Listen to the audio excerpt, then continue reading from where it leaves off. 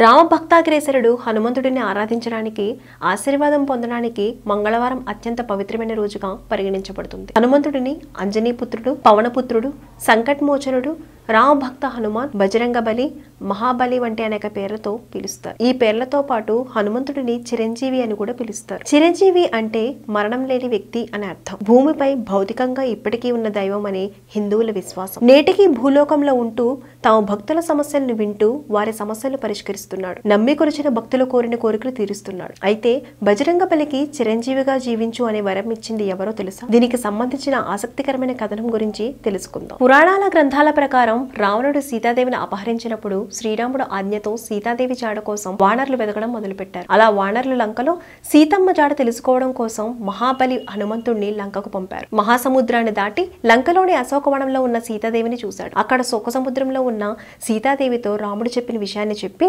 సీతాదేవి కన్నీరుని తుడిచాడు. రావణుడి చెర నుండి సీతాదేవిని తిరిగి తీసుకువెళ్ళడానికి శ్రీరామచంద్రుడు త్వరలో వస్తాడని ధైర్యం చెప్పాడు. తాను రామయ్య బంటునని ఆయన ఆజ్ఞ మేరకే లంకకు వచ్చినట్లు చెప్పి సీతాదేవి నమ్మడం కోసం హనుమంతుడు రాముడు ఇచ్చిన ఉంగరాన్ని సీతాదేవికి బహుకరించాడు. రాముడు ఉంగరాన్ని చూసిన సీతాదేవి అప్పుడు హనుమంతుడు రాముడు పంపిన రాయబారి అని నమ్మింది. హనుమంతుడి హృదయంలో రాముని పట్ల అపారమైన భక్తి, ప్రేమను చూసి సీతాదేవి అతని పట్ల ముగ్ధురాలైంది. రామభక్తుడైన హనుమంతుడిని చిరంజీవిగా మరణం లేని వ్యక్తిగా జీవించమని సీతాదేవి ఆశీర్వదించింది. ఈ విధంగా ఎన్నో పేర్లు ఉన్న హనుమంతుడు చిరంజీవి అనే నామాన్ని కూడా సొంతం చేసుకున్నారు. Please subscribe Pragna media. Please like, share, subscribe to Pragna Media. Pragna Media, please do like, share and subscribe. Please subscribe to Pragna Media. Please like, share and comment if you like the video. Pragna Media.